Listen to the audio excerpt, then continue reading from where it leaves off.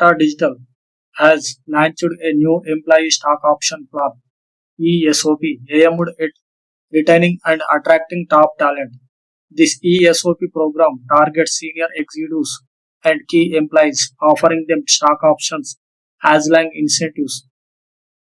The initiative is part of Tata Digital's broader strategy to align employee interests with company performance, increase employee retention, and foster a performance oriented culture.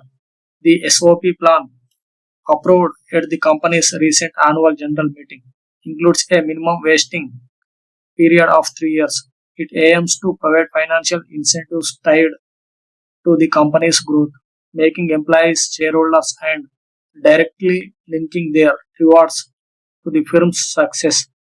The scheme is designed to support Tata Digital's strategic goals such as boosting revenue, enhancing consumer experience, and achieving profitability. India and Australia hold 10th round of CECA talks. India and Australia held discussions on a wide range of issues, including goods, services, and digital trade, during their 10th round of negotiations for a comprehensive economic cooperation agreement CECA. The areas of goods, services, digital trade, government procurement, rules of origin, and agri-tech, according to the Commerce and Industry Ministry.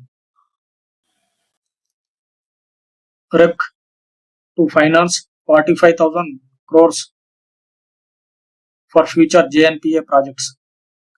State-owned REC Limited on Sunday said it has signed a memorandum of understanding with Jawaharlal Nehru Port Authority to finance up to 45,000 crores for various upcoming projects of authority, including the development of Vadhavan Port. The agreement comes 2 months after the Union Cabinet approval of the 76,220 crores mega port project to be developed at Palghar district in Maharashtra.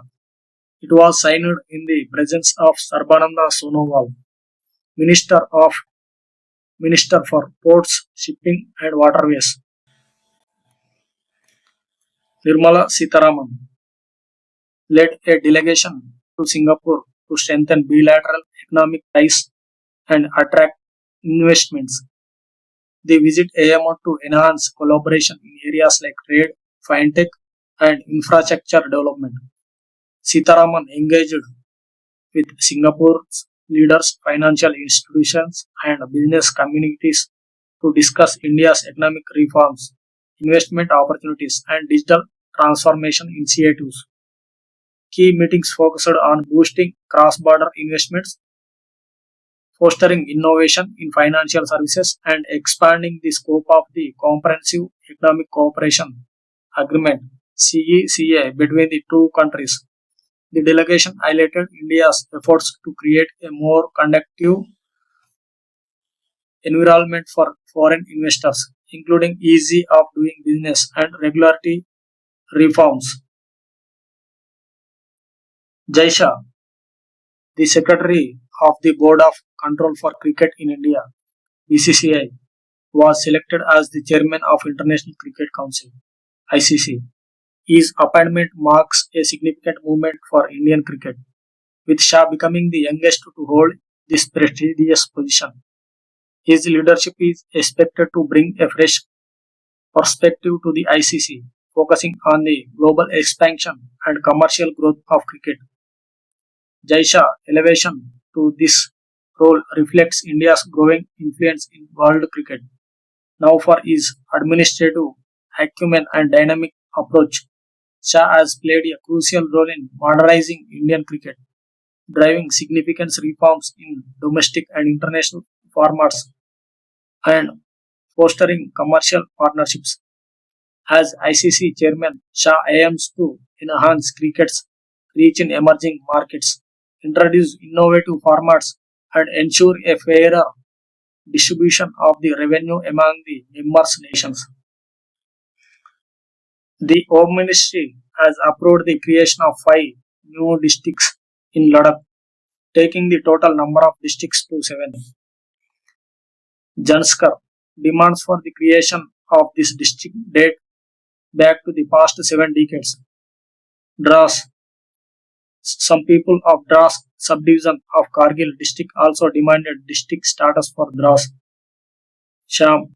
This district was the part of the Lev district. Nubra.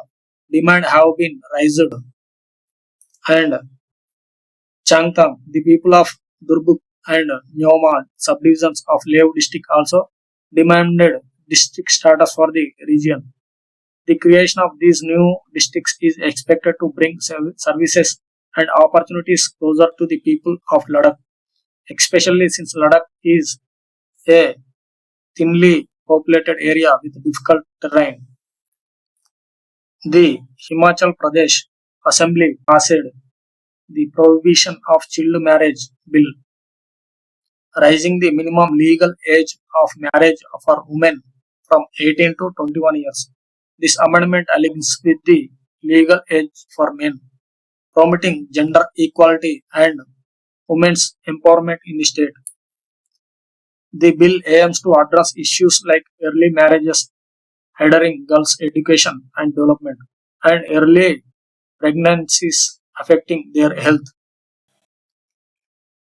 Aviation regulator DGCA on Thursday imposed a penalty of 10 lakhs on Air India Express for not paying compensation to the passengers for cancelled flights.